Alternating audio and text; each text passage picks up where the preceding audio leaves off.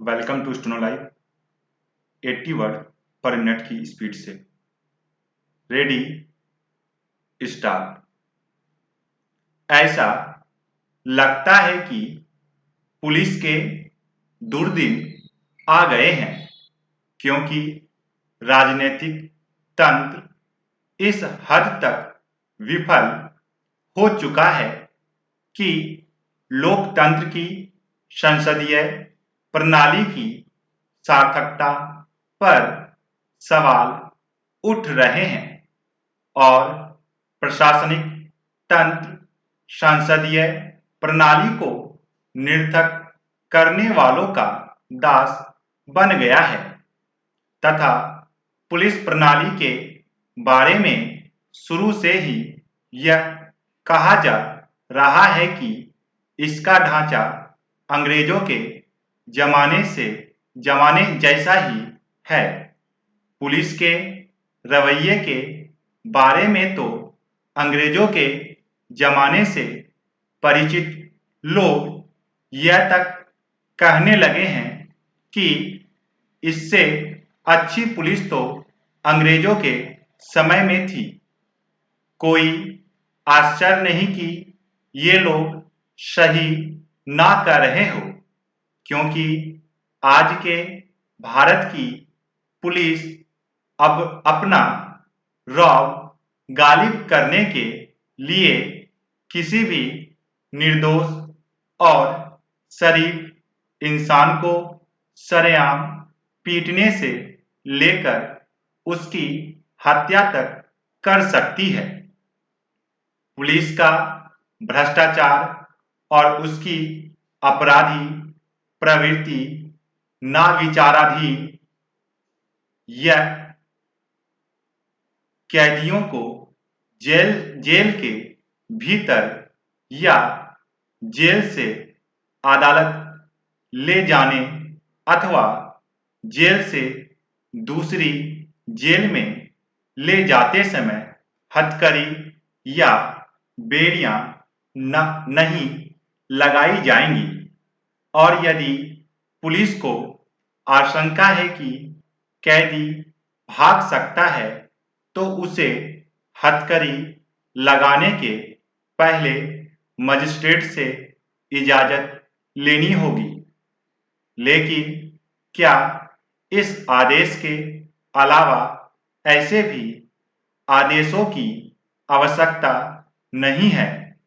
केवल बेलगाम, बल्कि बहुत कुछ अंशों में अस्वीकृति भी हो चुकी है। आज शायद ही कोई इस बात पर ध्यान देता हो कि टेम्पो, टैक्सियों, निजी बसों, ट्रकों, यहाँ तक कि रेलों से मुक्त यात्रा करने वाले पुलिसकर्मी अपनी दादागिरी और अपने आतंक का ही प्रदर्शन कर रहे होते हैं तथा एक तरह की अपराध ही कर रहे होते हैं। इन वाहनों में पुलिसकर्मियों का मुक्त चलना अब तकनीक भी अस्वाभाविक नहीं माना जाता, क्योंकि आश्चर्य नहीं कि आज से 10-20 साल बाद लोग यह महसूस करना भूल जाएं कि चौराहों पर ट्रकों से अवैध वसूली करने वाले पुलिसकर्मी कोई गलत काम नहीं कर रहे हैं।